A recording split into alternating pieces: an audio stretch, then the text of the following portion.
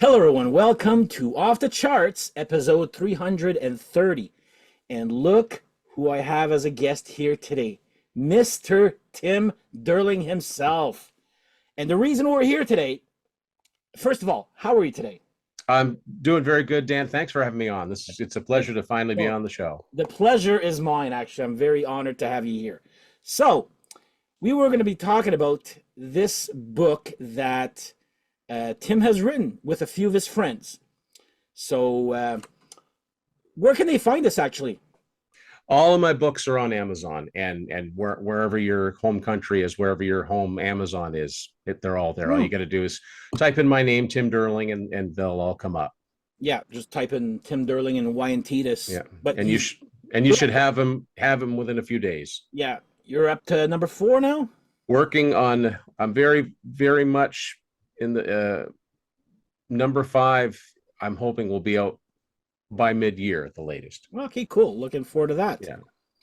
We'll get into that later, maybe. That's But anyway, that's as much as I'd like to say about it right now. okay. Then never mind. Yeah. But first, I'm just gonna ask a few questions before. Are you a writer, or is this a well, hobby? actually, I am. I mean, that's my job. My Okay, so job is a creative writer for radio and writing writing ads. But I've always written. Like even when I was a kid, I would make up stories and write. But you know what, Dan, I never ever planned on having books. I didn't. And the funny thing is that it kind of came around with the advent of COVID and working from home mhm, and just and Zoom, and getting to talk to people from anywhere in the mhm. world, making connections and we were talking off before we started recording about our mutual friend Martin Popoff. I got to know Martin and I had him on my show, and it was through that show that he suggested that I work on this crazy book idea I had, which was my very first book, Mhm. which I'll shameless plug, Unspooled, an adventure in eight tracks, which Martin was kind enough to write the forward to. But Hey, it we'll was talk about that book yeah, it later on. was it was it was through that episode, or I had him on to talk about eight track tapes and what he remembered about when they started to disappear from the store shelves. And I got telling him about these record club only tapes that, if you were in Columbia House in the US, you could get them all the way through 88. And he had no idea. And at the end of it, he said, I think there's a book idea here. And I thought, if Martin Popoff thinks that there's a book idea here. So it went from there. And now like I said, I'm working on a fifth, and I'm also working on a sixth. I'm kind of working on two ideas concurrently. So I never ever thought, so much can happen. I mean, 5 years ago, I had no books. Now I have four published books. I I'm know. working on a couple more. So it's amazing. And you don't get rich doing this unless you are like Martin and just spend every waking hour, Yeah, you know, exactly. writing. But this is like, it's been very, very rewarding. And one of the best things that happens is when people say to me, for example, Y&T, is they say, I had one of their albums, or I'd heard of them, and now I've got two or three of their albums, and they're one of my favorite bands. That's great. That's the Mhm. whole reason I wanted to Yeah, do for the this. love. Is yeah, for the love of these groups. Same reason I did Kansas. Same reason I did Sammy Hagar. And I got the Sammy Hagar book. I haven't read it yet, like I said, but I will have Tim later. Well, not later on, but in a future episode to talk about the Sammy book. Now, how do you decide which is it like? Okay, I'm gonna do this band, or I'm gonna do that band, or that subject, like eight tracks, or why Well, that tapes, or what do you? How do you decide which is your next? with the unspooled thing, I had long been fascinated by this idea that they continued to make eight tracks so far into the 80s, so much longer than I think most people had any idea. Because I'm the type of collector that if I like an album, I like to find as many formats as I can. And I always just naturally assumed that eight tracks kind of went away around 81, 82. And that's kind of right as far as retail is concerned, as far as going into a store and buying them. What I did not factor in was the fact that if you were a member of, there was RCA Music Service, which later became BMG, but mostly Columbia House. That seems to be the most common one. Not every major label title, but a lot of them got made on 8-track all the way through November of 1988. And when I found that out, that just opened up this world of things that are out there that I had no idea. It was like they were hidden. And I was fascinated by it. Why? I don't know. I don't know why. Why would I even look that far down the rabbit hole? I don't know. I've always just kind of wondered, when did they stop making these? Because I'm old enough to remember 8-tracks. I remember I was born in 74. So I remember when I was about 6 years old, I remember my cousins having 8-tracks and listening to them, things like Blondie and the Cars and Queen. And then you just didn't see them. Everybody was buying cassettes. Everybody in my family seemed to buy cassettes. Like nobody was even buying records. No, And then a few years later, CDs came around. But to come to find out, if you were a member of Columbia House, there was a window between like 19 and the States. I'm talking about in the States, because in Canada, the 8-tracks seemed to stop in 84. They came to a hard stop in 84. I don't know why. Again, probably never know why. But if you were in Columbia House in the US between 1986 and 1988, you had 4 choices of your format. You could get vinyl, cassette, 8-track, or CD. So that's pretty crazy. Like that's insane. CDs and 8-tracks should not have coexisted, but they did. And I'm just fascinated by that. So that's really where that the germ of that idea came from. As far as after that, why Y&T? It's very simple. They've been one of my favorite bands since the early 90s. When I got into them, I have always thought they should have been household names. I always thought they should have been as huge as Aerosmith or Van Halen, or name a US heavy rock band. I thought they should have been right up there. I thought they had the talent, the songs, the chops, and I never understood why they didn't break. And also, there didn't seem to be any books about this band. No, that's what you're right. So I thought a band celebrating their 50th year should have a book about them. And it's like with the Unspooled book. If I could have found a book that listed all of the known 8-tracks that were released in the 80s, I would have just bought it. But I'm kind of glad, because I put a spin on it that was uniquely mine. And with Martin's advice, there's some stories in there. It's not just about collecting 8-tracks. No, it's a kind of a trip through the 80s in a way. But with Y&T, I would have said, if you'd have asked me when I was a kid, well, or when I was a teenager, I said, if you're going to write a book about a band, what would it be? I would have said Y&T. And so it was a no-brainer. I mean, I love Kiss. What am I going to write about Kiss? I got like 5 books. I know. Yeah. What am I? More. What am I going to write about Van Halen? What am I going to write about Rush? Well, that's a good point. So I would rather sink my teeth into this and say this is uncharted territory, and this band deserves to be commemorated in this way. So that was easy. That was an easy choice for me to make. So, and in all the cases of the books I've done, either there hasn't been a book on this particular group, or there hasn't been one like the one that I thought of. Yeah. So but Y&T it just makes perfect sense, because I've always been such a fan, and they've always been this band that were just so close to breaking through. Oh, yeah. And to find like-minded people to talk about each of the albums and say, why were they always coulda, shoulda, woulda, and that's funny. You use that statement, coulda, woulda, shoulda, was exactly how I pictured their career. Yeah, because when you listen to their albums, you go, there are songs on here that I should be sick of hearing. Yes.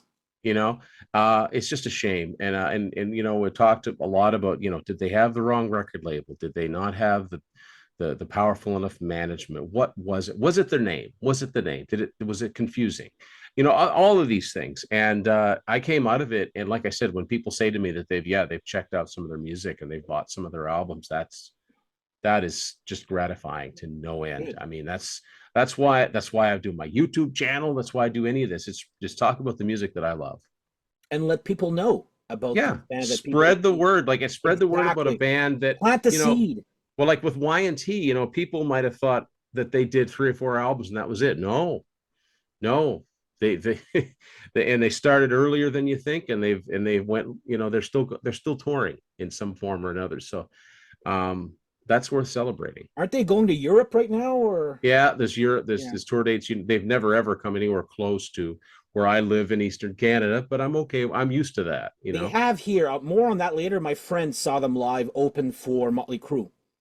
Well, In okay, your book. so I bet you it was the same tour because um they opened for Motley Crue in '85, so it would have been the Theater of Pain Yeah. tour in Portland, Maine, which is drivable, but it's still 6 hour drive away from where I'm Ouch. at. No, So here it was at for Ottawa people, where the Olympique de Hull uh, used to play at Arena Robert Gartin is where my friend, who's a big Motley Crue fan, was like, who was the, like, I keep asking him, because he saw them from Shout at the Devil up until, and he goes, yeah, it was YNT that opened for Theater of Pain. I'm like, wow, you're actually one of the rare persons yeah, that actually saw them live in Canada. yeah, yeah, yeah, So, definitely. um, I know in your book it says 1990, but when was, because I've got, for me it twice. When did you first get or hear into about YNT? Well, it's a cliche, but I saw the video for Summertime Girls when it was new. But I wasn't buying albums then, Yeah, so it didn't really click.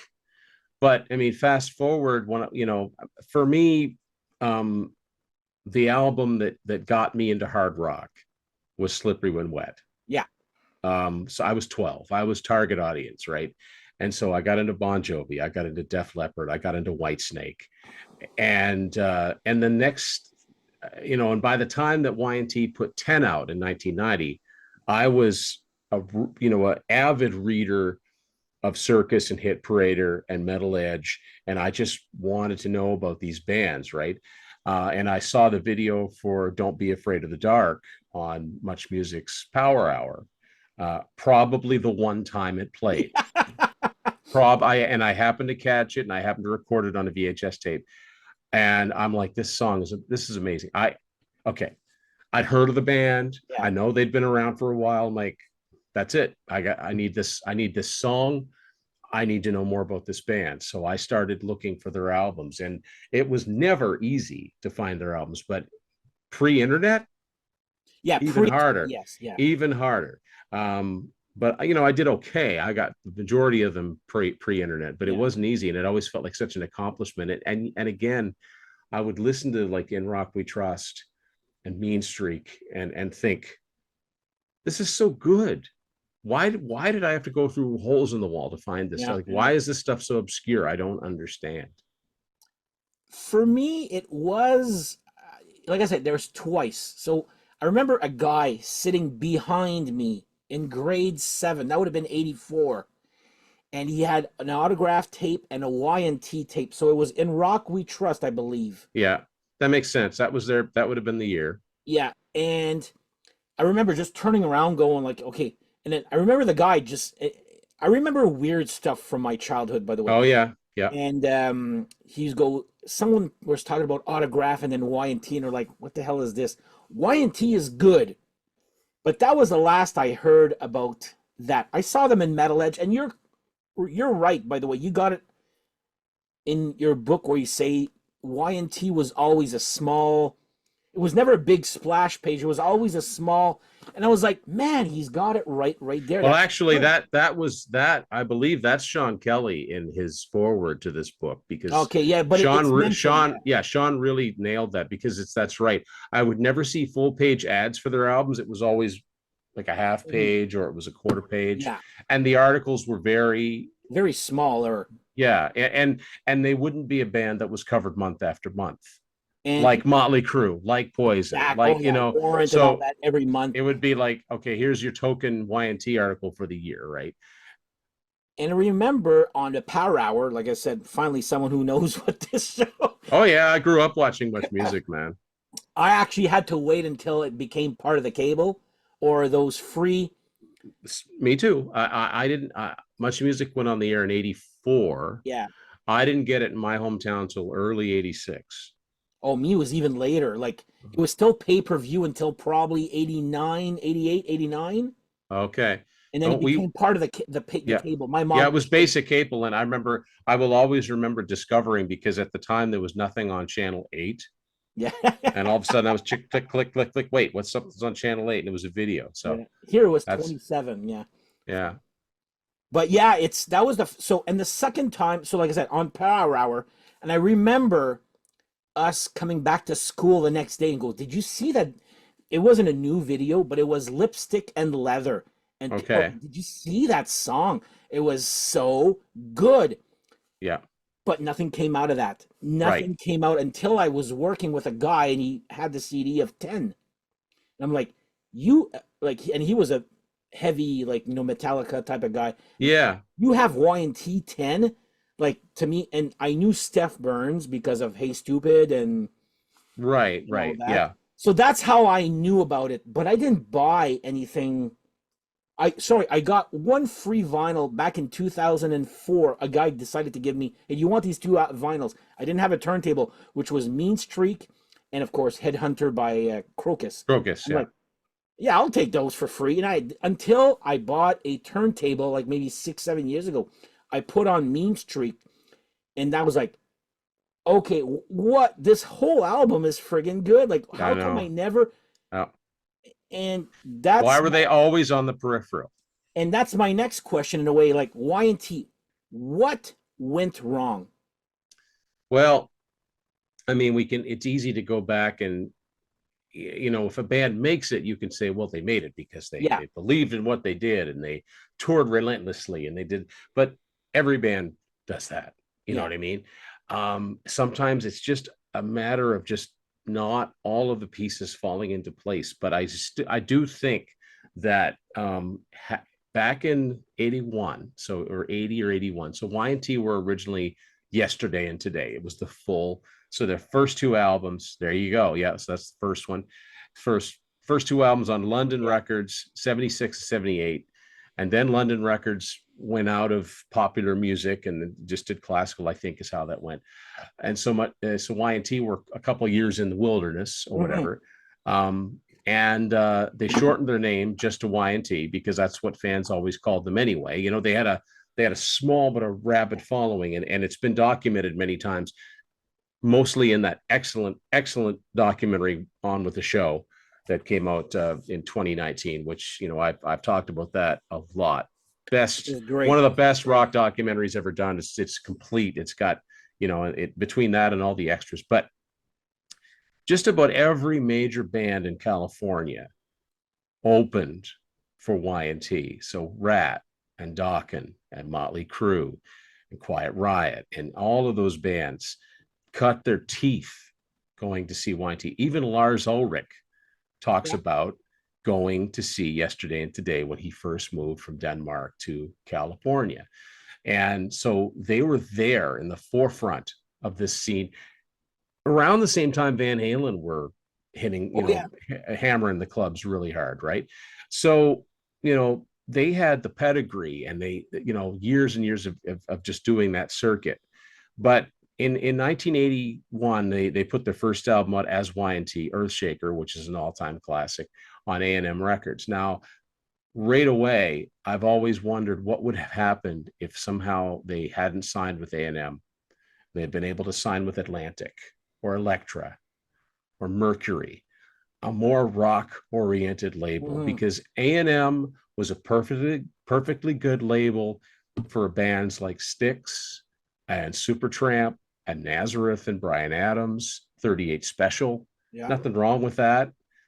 They did not know how to market a hard rock group. They did not know how to market a group that, I mean, Y&T, they've the reason I think that they could have broken through it so many times, they could have broken through as a metal band. They could have broken through as a hard rock band. They even tried their hand at the hair metal scene Yeah. in the late 80s. And some might say they were jumping on bandwagons. I say, yeah, they were versatile. They could do it all. Yeah. They. Uh, but if they'd have signed with a label that had that vision, like, okay, maybe this band's not going to break big right away, but if we stick with them. Exactly. So if Atlantic always comes to mind because that's like the rock label, I mean, because in the 70s they had Zeppelin and they had Yes and Mhm. they had Bad Company, they even had the Stones in the 70s. And in the 80s they had Rat and they had Winger and Skid Row. So Sister, yeah. Swiss's Sister, yeah, like that would have been a label that got Perfect. Yeah. Y&T. So that's something right there. A&M kind of dropped the ball different times It's with the not the band. first time. Sorry, And it's not the first time I heard about A&M dropping the ball. no, it probably isn't.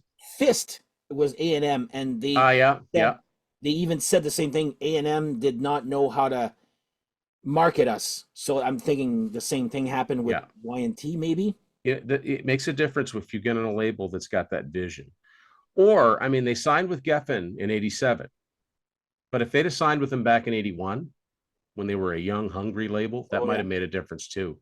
Because Geffen had a lot of successes early on. Hmm. I mean, Sammy Hagar put out 5 albums for Capitol that did squat.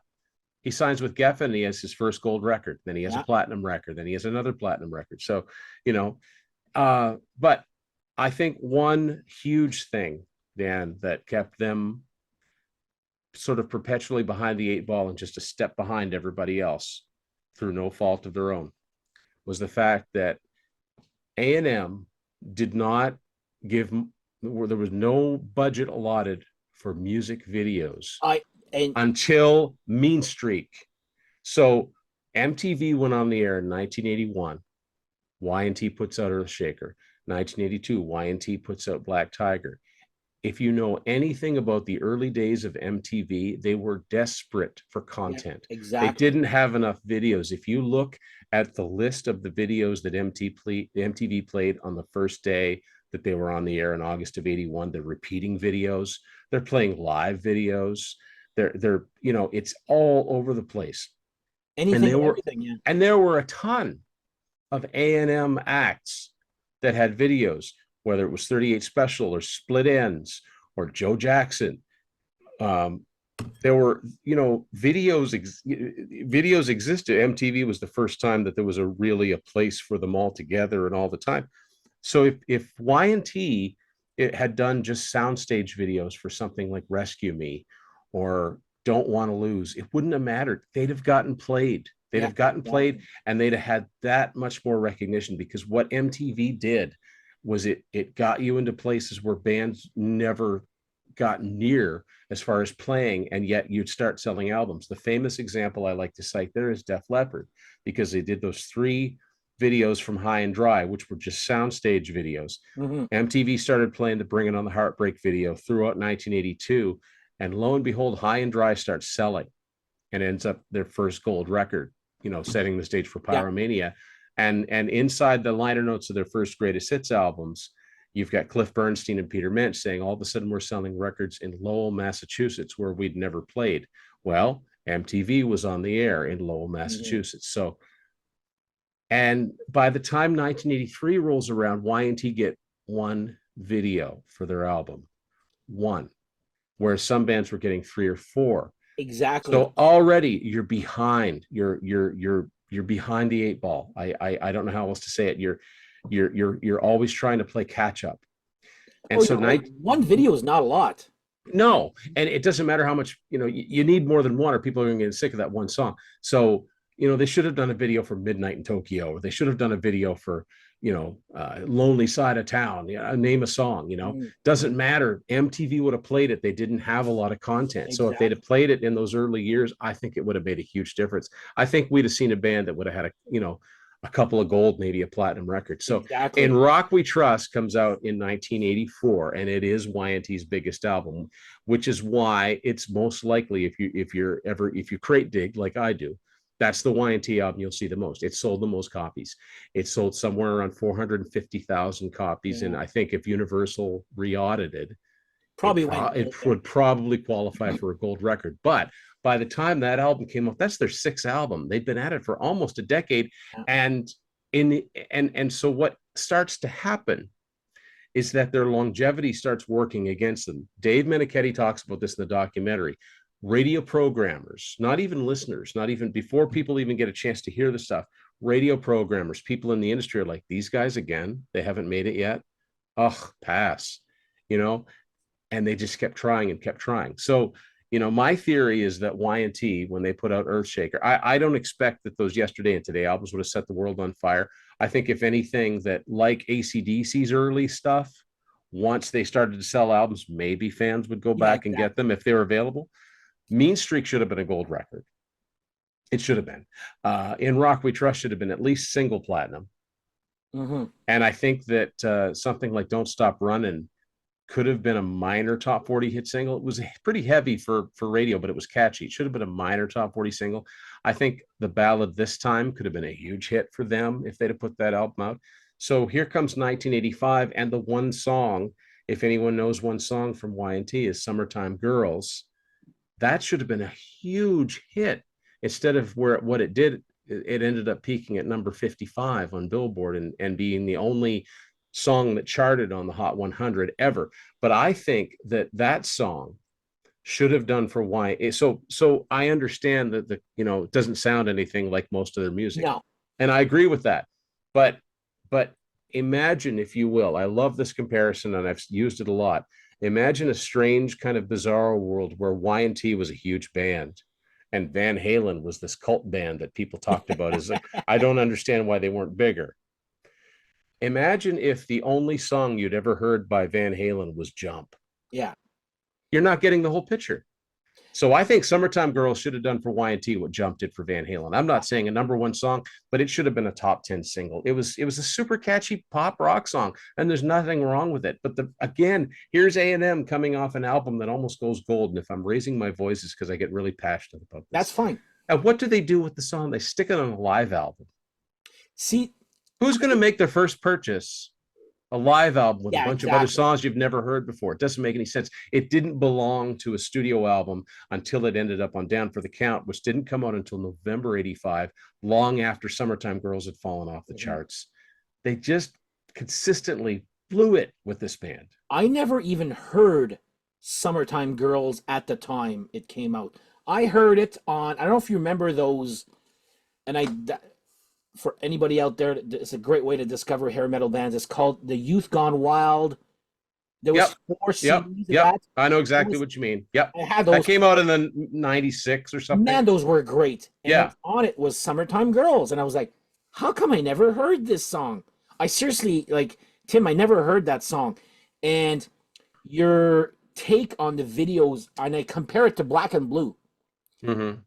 Black and Blue had 4 albums. 3 videos out of those 4 albums. Yeah. Y&T had, you said their first video was what, 80? So Mean Streak, they had Mean Streak from Mean Streak. In Rock We Trust, they had Don't Stop Running.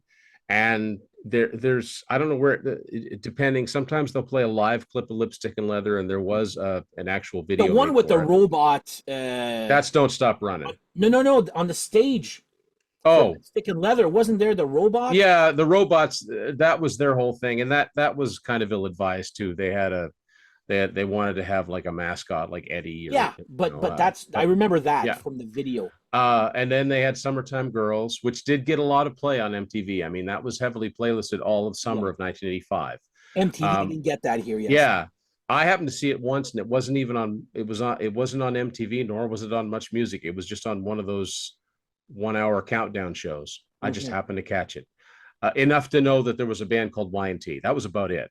There's also a video for the song that we're going to talk about, All American Boy. Yeah. And then they had, but even when they signed with Geffen, they had Contagious and Don't Be Afraid of the Dark. Geffen only gave them 1 video per album. So they just, time and time again, they got screwed. Yeah. And I'm going to add to for that. As a kid, and I was like, like I said, that guy behind me in grade 7, I was 12 in 84, and I just didn't understand the band name. Yeah. Even Yesterday and Today, like when I got all the Y&T albums like maybe 2 years ago. Finished my collection. I was like, Yesterday and Today. I was like, how come I never heard of this? I've heard of Y&T, but Yesterday and Today until 2 years ago, I was like, I didn't know anything about it. But you must have watched Tubi.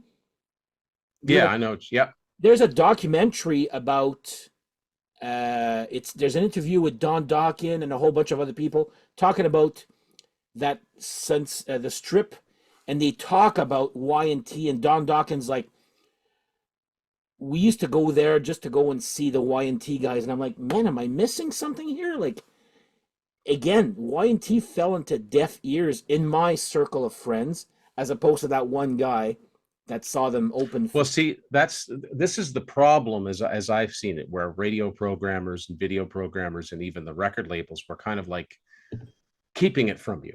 Not keeping it from you, but kind of Yeah, without that promotion, without that constant repetition of, oh, here's first single, here's the second single, here's the third single. They've all got videos, right? And they're in all the magazines. They're on all the, they're doing exactly. they're doing the interviews. They did all those things. They just didn't do as much. So, and as I've said in this book countless times, my feeling is that if you like 80s hard rock, in the case of Y&T, all people need to do is hear them. Yeah. That's Oh, it. And so it's like, because I've had a lot of people say similar to what you said, I was into this kind of music. I'd never heard of them. All I would have needed was one friend that had that one friend that had an out to exactly, turn me on to exactly. them, someone whose opinion I trusted. But and there was a lot of that word of mouth, because you talk to enough people and people know exactly who they are, but to the masses, they have Yeah, no idea who they are, you know. So, but to me, they should have been one of those bands that everybody knew who they were and everybody knew the songs. And maybe the name had something to do with it. See, so Yesterday and Today was named after a Beatles album. hmm, It's kind of a clunky name. I do think they came up with a cool logo, considering. yes, And then when they shortened it, or as the fans started shortening it and yelling it out at shows, it does have a ring to it. But if you weren't in on that ground floor, it's just a couple of letters, and it's like, what does it stand for? What does it mean? I don't understand. And they've got an awesome logo. It's yeah. one of the, with the big arches. Like, I love, the Y&T logo is Very killer. good. Yeah, and come on, look at that artwork. Oh, it's a great How look. could you, if you walked into a store and saw an end cap full of that record, Oh, for sure. you wouldn't have needed to hear a note of music. If you liked heavy music, you'd be Yeah, like, what is I that? love this album cover, and Yeah. and you're right in your book having it similar to Oh, the three see, Judas Priest ones there. yeah, Not the same, a but the little same bit. Yeah. I idea. mean, that you could put that next to Screaming for Vengeance, and Yeah, you'd think, you're not really getting the same type of band, but it's that same type of audience, yeah, because exactly, exactly. yeah, I just, it's such a crime to me that they remain, a sort of a treasure for the few. I mean, and yeah, I just think it's important that there was something that, if somebody was curious, because you say, yeah, we'll just go on YouTube. That's too vague. Sometimes I think you need a guiding hand to go, well, here's what the albums are. And if you read these chapters, here's what everybody thinks of them. You might say, well, I'm not really a pop metal guy, so I don't think I'll start with Contagious. I think I'll start with Earthshaker. It'll give you an idea of what kind of album you're in for. But I think that's important. It's important that people have, don't listen to this first. You listen to that if you don't like that. And Hmm. another thing that I find that's annoying is, I don't know what, is that even now it's hard to look for the band online. It's hard to look for them on Amazon, because what you end up is with everything that starts with Y and everything that starts with T. It's very hard. It's very, very frustrating. So it's just, Yeah, you and have to, and and you have to spell it properly, I find. and even in, yes, is there a space between the Y and the ampersand? And in the era of, hashtags, if you put an ampersand, that automatically breaks it off into another. Exactly. So You you have to have to put. spell AND. So even their website is YANDTrocks.com. That's their Instagram too. And I saw you liked my, because I said I was reading your book and this put me in Yeah. the mood. And I was like, usually I put a song on my Instagram post. I'm like, you have to search for music. And I'm like, You've Why? And you've then got to put Y space ampersand space the first T. time I did it, I didn't know Yeah. that. I put Well, Y and then ampersand T. yeah. You know how I discovered that is I typed in a song title. Mhm. I don't know if it was lipstick and leather or what it was. I found it. I'm like, okay, well, how do they spell it? Yeah. Okay, it looks like they're using spaces. So once I did that, I found a few of their Yes. songs. Not Yes. all of them, but a few of them. Yeah. You mentioned the yesterday and today, like how I even heard about those. What did that was their 1991 live album, Yesterday and Today Live, because there's really good liner notes inside there. That's when I found out just how many albums they had and what they were called. So that's when I knew I had to look for those. Is that the one that came out on vinyl just like last Yeah, it year? was a reissued a couple years ago. It's just a black and white cover. It's just Dave Menichetti with the Yeah, guitar like just this. Right? leaning back. Yeah, yeah, yeah. Great live album. And the deluxe version has a couple extra songs that I never heard before. So of course I had to buy it. But yeah, it's great. It's on Metal Blade. It's highly recommended. I'll check. I'm not usually a big live album guy there, but I'll check it Another out. thing about their live performances were so Well, consistently that's good again too. in your book. That's what you got to. It's like one of Yeah. those you got to see. And you did mention about in your book the hearing aid with Oh that yes. the Yeah. bonus track of. I thought it was live. I thought, isn't it a live version? Are you talking about Go for the Throat? Yeah. Okay, so here's what happened with that song. That first appeared on the Open Fire album, Uh their huh. first live album, but it's live. It was a brand new song, but it was live. Yeah. And it was the studio version was recorded at the same time as the rest of the songs on Down for the Count because it's got that really bad, blocky Tony Yeah. Yeah. Platt drum sound. But it was a B side of the All American Boys single, and it appeared on the Hearing Aid album. So not only did Dave Menichetti sing on Stars, but when I found so this is the cool thing about Hearing Aid. Like I said, watching Much Music, I remember seeing the video for Stars and Oh yeah. thinking it Oh was yeah. kind of cool, not really knowing who everybody was that sang in the band. I mean, I knew who Rob Halford was, and I knew who Dio was, and Kevin Dubrow. That was about it.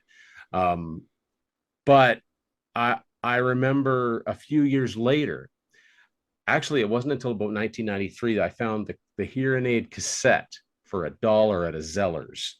I'll say Zeller's because you'll know what I mean because you're in Canada, right?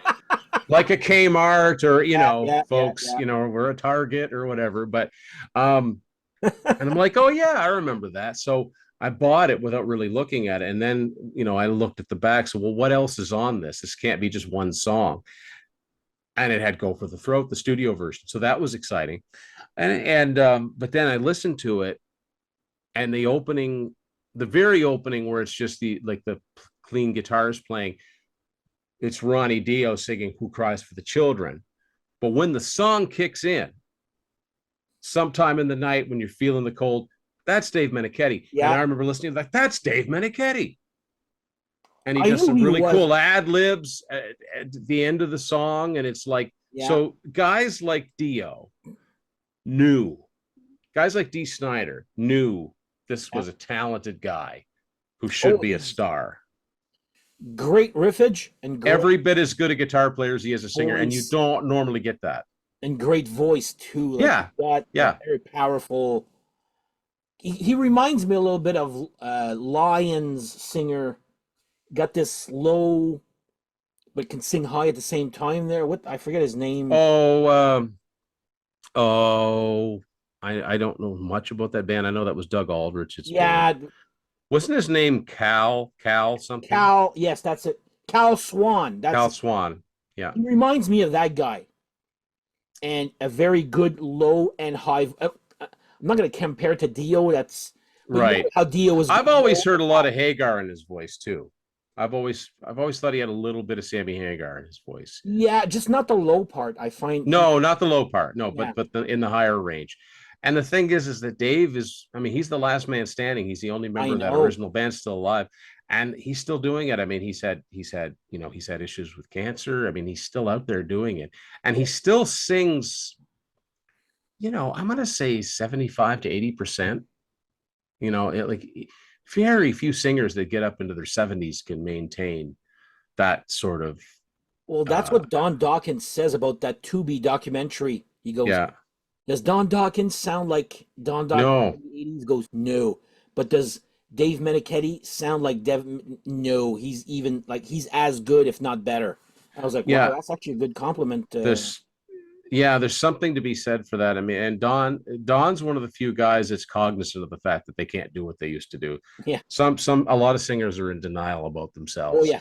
But yeah, no, Dave's just always been consistently really good and as radio friendly a voice as anybody that in any successful band. So like I said, I don't it wasn't the music that kept him from, it has to be some external thing. There was something that, like I said, to me, the name, Yeah. the lack of videos, and It's that cognitive dissonance where you're not going to become one of those big rock bands uh because so many fans are casual. They've got to hear a song over and over again yes. before it to take hold. You're gonna there's for every for every there's guys like us that will actively seek things out if we know what to look for. Most people just hear a song and like it, but if you don't hear it, there's something that hearing something on the radio or seeing a video a lot kind of makes it, well, it must be good. I see it all the time. You know what I mean? I'm not Mhm. saying that's true, but they Oh, just didn't have that promotional push. you talk to somebody like us, you and I, like which will go and get everything from a band or continue to listen to old music, and you listen to your average radio listener, and let's say we're in 1990, and I was listening to something from '86. The average radio listener would go, "Oh, that's old." That's all. That's right. Oh And my that's God, how that. many Yeah. times have I heard Oh that? man, when I remember when like I said, Bon Jovi first became popular with Slippery When Wet, to me, a band like Quiet Riot or Twisted Sister were ancient Mm-hmm. at Mm-hmm. that point. 2 3 years. It's Well, just the difference, right? It's the difference in time and age and everything. and because Y&T was maybe again subconsciously, I thought Blue Oyster Cult was old in the '80s, Right. and Yeah. here Yeah. they are, pretty much Y&T. Okay, sure, a few years later on, but still the same. Yeah. Yeah. Yeah. I And mean, look at Deep Purple. yeah, 1968, their first album came out. They're still doing it.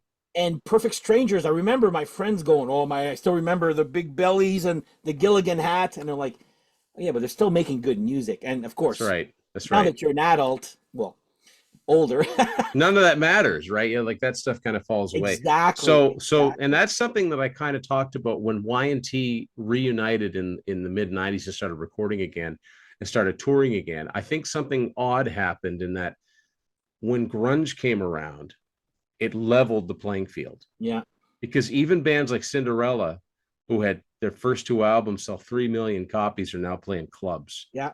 you know it leveled the field with everybody. So now when those package tours and the cruises and everything started up, all of a sudden people keep talking about how good Y&T are, and they're talking about them and you're hearing about them where you never used to hear about them before. So I think that's a good thing, but I still think there's undiscovered fantastic music again. That's just people need to Oh, for listen sure. and You just hear got and say, where has this been all my life, kind of thing. Like, why wasn't I enjoying this when I was first listening to Motley Crue or exactly. whatever. Like, and again, like, you look through enough old collections and you once in a while you'll see Y&T along with those other bands, but not all the time. It's not one No, of no, those you're right. it's not one of those things that quote unquote everybody liked. So They seem to be on the side when everybody else was in. if you look back and you look at those compilation albums that would come out, like Masters of Metal and Yeah, White Hot, they got on those along yeah, with yeah. the They other were on that. bands. So it's possible that people could go, oh yeah, I remember that song, but it's just putting it all together. I like that song Mean Streak, but who was it? There were so many Yeah, bands. So I think this is important for people to go, here are the albums, here are the songs, and but in here's what a group of you know educated music fans think of them. yeah, but in the '90s, I do remember when this came out. Um, Oh, I was actively waiting for new and music I from them. remember being like the reviews were good. Now this is another little side. Well, you know where I'm going with this here. So I thought I was going to be smart with Tim and tell him about these. Have you seen this album cover, which was genius? So, Yeah, so that's, you know, NOTVD. That stands for Night of the Vinyl Dead, mhm, and that is made to look like an old London Records label, which of course exactly. the And first two Yesterday and Today albums were on, and they did it again. Uh, give me a sec. yeah, This one is the one you actually reminded. You made me realize about the London one, but this one is the one that stood out. I was like, yeah, yeah. that was good. That would look so good. That looks like an early '80s A&M label. Yeah, yeah. Yeah, Well, it yeah, is. and the one that I mentioned, the Unearthed Volume 1 and 2, those labels look like Geffen Yeah, labels. yeah. And so this company, Night of the Vinyl Dead. Now, I don't. The only other record I have on that label is Night Ranger's Seven album, um, Of which, London? yes, no, of Night of the Vinyl Dead, Oh, okay, okay, doing the okay. vinyl reissues. That's the only other album I have on that Night of the Vinyl Dead, and it doesn't do anything like that. So I don't know if that's something they just did with Y&T or not. I have okay. You know what? I have Night of the Living Vinyl Dead. I'm gonna go check. I know I Yeah, have one of somebody. because that's just a nice little touch, making it look like a label that they had been Oh, on. when That's I a, saw it's the A&M yeah, one, I went, "What the hell?" Like, yeah, and I was like, and that wasn't even, that wasn't even on A&M Records. That was never. "No, that's the thing." So Same colors, like yep. I thought these Oh, were see, when I see genius. things like that, that's like the people doing this know what they're doing.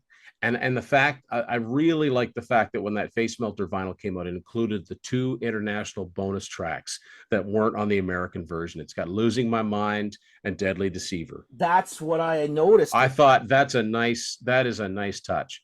And it was really cool when that came in. Unfortunately, we're 15 years down the line, and that's still the newest Y&T studio Yeah. album. But it was nice they got John Taylor Dismukes back to do the artwork for that, because he did Black Tiger, Mean Streak, and In Rock We Trust, as well as a lot of other great albums for a lot of other bands. But there's a consistency there.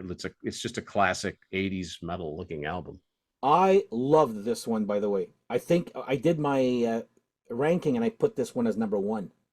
But I did not grow up with wine tea. I got them basically all in one batch, and I was like, "This is great."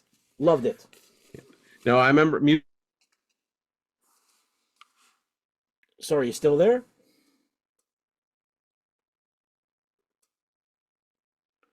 Let me just pause.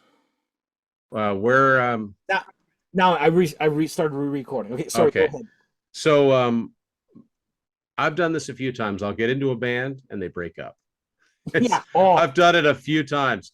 And Y&T were one of those. So 10 came out, and then they were, by the end of the year, they taken a break. And at the time, you don't know, you figure it's forever. So when I found out they were back with Musically Incorrect, I had to special order it. yeah. No stores carried it, but I was so excited that they were back, and I just wish they'd made, more music. But Yes. Well, these days, I mean, I'm sure that there must be. I've heard talk about it. I mean, I was fortunate enough last year to have two of the members of the band on my show. I had Aaron Lee, their bass player, and John Nyman, their guitar Mhm. player. And I asked them about new music, and they were both kind of. I mean, Dave Meniketti's the keeper of the, You he's never know. he's the keeper of the flame, right? He's the lone original member, and he's one of my bucket list interviews. I'd love to talk to Dave. I'd love to get a copy of the book in his hands. Hmm. But Aaron and John both have the book, and that was very, very Oh, cool because they nice. because they both had nice things to say about it. But yeah, it's been a trip. I've made a lot of cool friends through this, and realized that. And I said this in my book. I wish I'd known you all when I was in high school, constantly trying to tell people who Y&T were, because you'd Yeah. Oh, list yeah. your favorite bands and they'd always trip on Y&T. Because like, what did you say? Who? Yeah. It's What? people know the name, but not the songs for some reason. Oh, people in my area, people didn't even know the name. They're just like, Yeah. what did you just do? What and what? Hawaiian tea? Yeah. Like, so yeah. So to find out, it's like, I'm not alone out there. Far from it. All right. Now, to end the part with the book that, and we said we'll talk about later on. So I was reading this, and then I'm like, All American Boy, which was Oh on yeah, yeah, yeah. From Down Down for for the the Count. Count. Yeah. Okay. So in Tim's book, and this is what I like about reading these types of books where you're like, oh my God, small world, where Tim's talking about this album Y&T, Down for the Count, and then says, and you're right, there's a lot of covers on that album. And then as I'm reading his book, I'm like, wait a minute, I have this one album that I bought simply because of the cover, because it was a cool album cover, which was Van, and this is the first time I actually showed this Yeah. album Van Stevenson. Yeah. on my channel. Great album. This is actually Right. good. But it also it comes out with All American Boy. All Yeah. American Boy, which was Yeah. a cover that Y&T did. And I got this. This is from 84, I think. Yeah. Yeah. Yeah. Yeah. Modern Day Delilah was a I minor hit know. single I was off of like, that was song. that where Kiss got the no? But It's not the same song for anybody I that's curious, got this but on Discogs, yeah, brand mint from yeah, 84. Hasn't been open since 84. So I'm like, how bad is this? And this actually yeah. turned out to be a very good album there. Yeah, Van Stevenson was a singer-songwriter, and in the early '90s, he was in a pretty successful country band called Black Hawk. I know the name, yeah. And But he passed away. country. Van Stevenson died quite young, but yeah, But that's not country right there. no, it's more pop rock. Yeah. But Modern Day Delilah is a good radio I song. loved it. I love that If you, album. I bet you there's people that we hear that song go, oh yeah, I remember that song. Yeah. But yeah, so and there's at least one other version of All American Boy that I know of, and I don't know which one came first. But if I say to you the name Stan Bush, does that ring a bell? You've got the touch. Yes, from the Transformer soundtrack. Okay, so Stan Bush had a self-titled album in '83 or '84, and All American Boy is on there too. You So did mention Stan Bush in that yeah, book, right? Yeah. but yeah, it's weird. And anybody that likes the band House of Lords, Yeah. the song "Love Don't Lie," that's a Stan Bush song. Real okay, that part I didn't know. But his lasting legacy is "You Got the Touch." I only found out about Stan Bush. My God, that was maybe 5 years ago. We went at karaoke. Right. Guy did a cover of "You've Got the Touch." Oh, that's awesome. Dressed up in a pajama, in a Transformers outfit. Transformers Yeah. pajama, And we're all speaking like, and speaking of which, you mentioned the band Lion. yeah, They did the theme song Yes. on the soundtrack, and it rocks. I have that album. Actually. Yeah, I've got that. I've got Soundtrack. that. I mean, that was my favorite. Those were my favorite toys growing up. Were And Transformers. see, But again, it all depends. Not that I'm gonna go on with this, but it all depends who you're with and how you're growing up. Because Transformers for me meant nothing. I was more into GI Joe. But I was into both. But he was one or the other, sort of. yeah, I chose GI Joe, and then the movie I didn't know who Lion was until Dio's Killing the Dragon. Just to give you right. So I didn't know about that band. But yeah, it's all about how you grew up, where you grew up, and who, like, had I known my friend at the time that he went to see Motley Crue with Y&T, probably things would have been different, right? Yeah. You know, I'm not saying that it would have been they would have made it big, but Well, yeah, but if you think that's one example, and I tell one other person, and you think if that happened all over Canada and all over the US and all over the world, exactly, we might be talking. I'm not saying we'll be talking about a band with diamond albums, but I'm saying we could be talking about a band with a couple platinum albums, a couple of gold albums, about like what Dawkins sold. They had 3 platinum albums and a gold. That's respectable. Yes. And to me, Y&T were every bit as deserving as that. They just had what it took. They had the songs, they had the, but you know what? Dave Meniketti has said different times, he said that means more to the fans than it does. I mean, I'm very proud of what we accomplished, but I know the fans out there would just, because there's something official about that, saying, look, 500,000 people thought this was good, Mm-hmm. So. Yeah, well, there you go. But anyway, yeah, check out Tim's book here, Down for the Count, which, if you're not familiar, is based on this album here, Down for the Count. That's actually Martin Popoff's suggestion. He thought of all their album titles that had the best ring to it for a discussion about all of their albums. Okay, so which one's going to come in? It's not a ranking, but it just had a ring to it. No, and it's good. It's got and it's got some people that I know. So now you, Steve from Rock and Metal Invasion, Mike Ladano from Grab a Stack of Rock. There's other people that I know there, just not as well as I know you and Mike and Steve there, but Yeah. it was a very good read, and I'm actually glad I got it. Like I said, I should have gotten it sooner, Hey, it's all good. but And I might add, highlight of my book writing career so far is to have an album or a book cover by the legendary Hugh Syme, which this one is. okay, I know the name. What did he do again? Okay, so what didn't he do? Hugh Syme is best known for his long association with Rush. He did most of their album covers, but he Yes. did Megadeth Countdown to Extinction and Euthanasia. He did why am I drawing a blank? And he Bon Jovi, New Jersey. He did Whitesnake 1987 and Slip of the Okay. Tongue. Okay, you mentioned, yeah. He's done a ton of big album covers, and he did the Contagious album cover, which is how I Okay, got okay. in. Which Now is I yeah, remember. Yeah, yeah. Okay. which is how I got in touch with him. I just wanted to get some recollections from him, but it led to him doing this beautiful steampunk album cover that has always reminded me of one of the album covers he did for Queensryche. I The just one with the ears there? that one or a combination of that and Promised Land with the brown Yeah. textures to it. Those are both Hugh covers. So, but that name, as far as album designs go, I mean, that's right up there with Roger Dean or Hypnosis, as Mm. far as I'm concerned. So that was very Well, it cool, looks very very cool gratifying. here. But Okay, well, before we go, I just want, like I said, I want to thank you first of all for talking about Y&T, oh, and thanks for for having me. people out there, check out Y&T. Yeah. I mean, check out. You know what? If you had two songs to go and tell people, just go check this on YouTube and start from there. What would be the two, one or You two know, songs?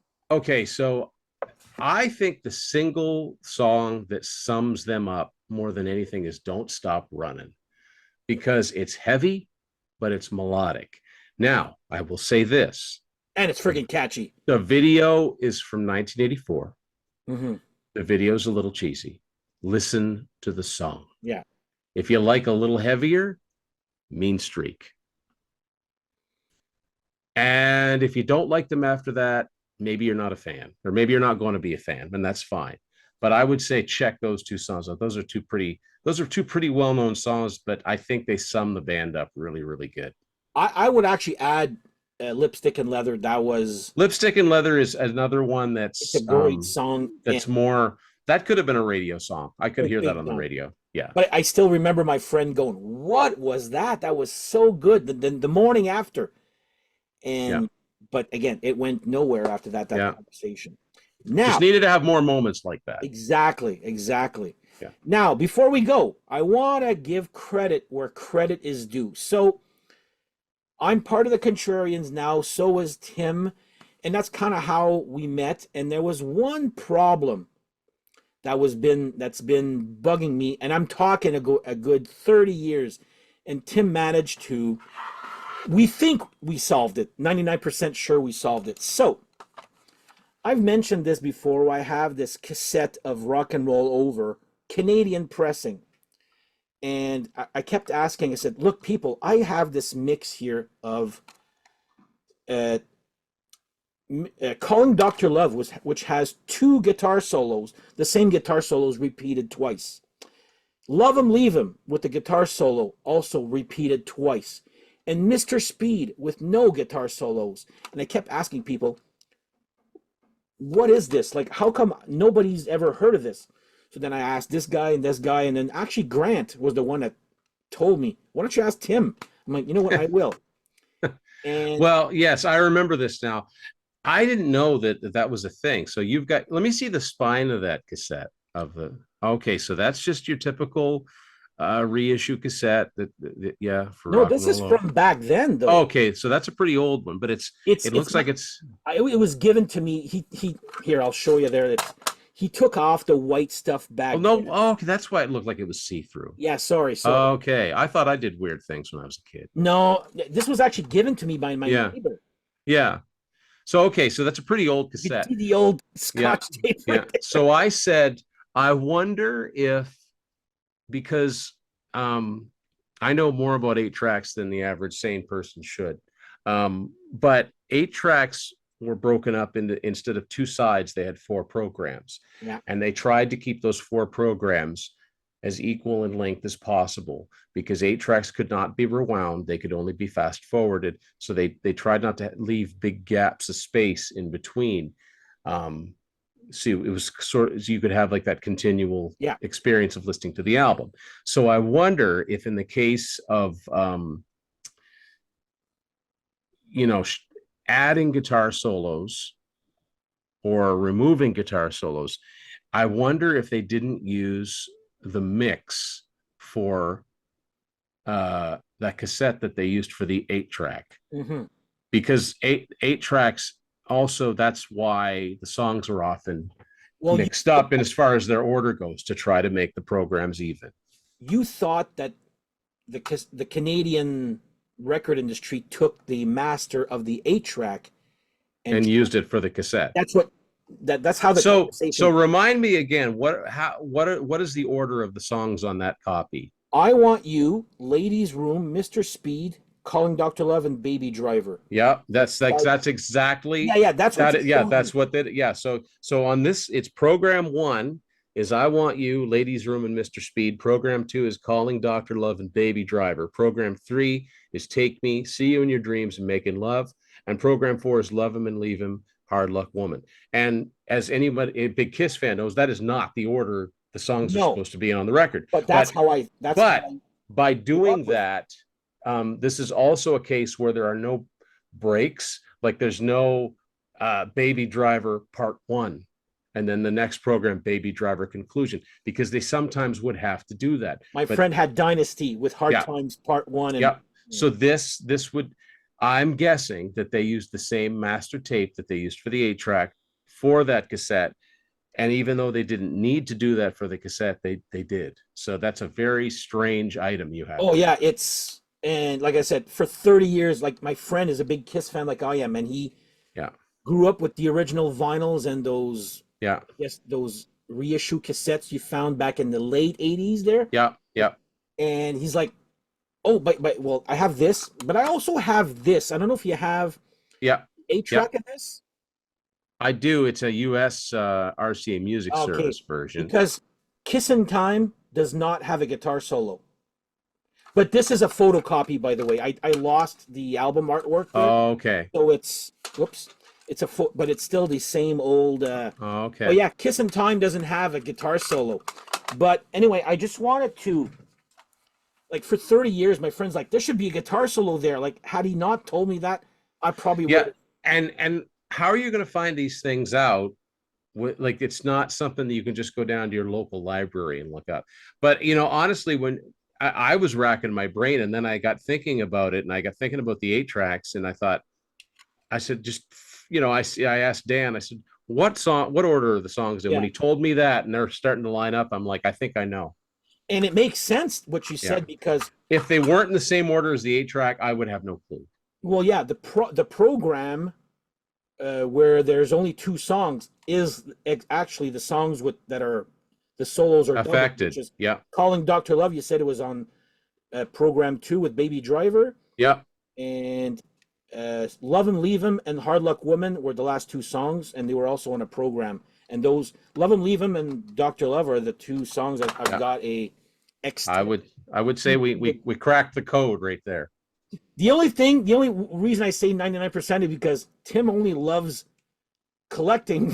Right. I don't actually, and I don't have any means of listening to this, but if anyone out there plays their 8 tracks and has this version of Rock and Roll Yeah. Over, let us know. Let Dan know. He's Yeah. he's been wondering about this. So that means there are unique mixes of Kiss songs that I know that's like I've done 2 episodes and nobody's ever been able. Even Grant, I was on the Contrarians. He's like, "Can you figure something out here?" But ask Tim; he probably would know because he was like, "Tell us, people! Like this is crazy." So we think we have it figured out. But anyway, I wanted to thank Tim on the air, live on the air, because for 30 years this has been bugging me like you have no idea. So I wanted to give credit where credit is due here. happy to help out. There we go. All right. Well, that's actually a pretty long episode we've done here. So I want to thank you, Tim, for sharing your thoughts regarding this great book here. And if you haven't done so already, go check out Y&T on YouTube. But if you're curious about Y&T themselves, like Tim said, this is available on Amazon. And this came in like what, 2 3 days, 2 days. I don't do the Prime stuff, but it still came 2 days later here. So great book. And if everything goes well, now my next book to read would be Sammy Hagar's book that Tim. I got it upstairs. I just haven't read it yet. I was like, I need to read a book. There you go, that one, Red on Black. And you know, I love my Sammy Hagar, so that'll be another interesting conversation to have there. But anyway, anything you want to plug before we go?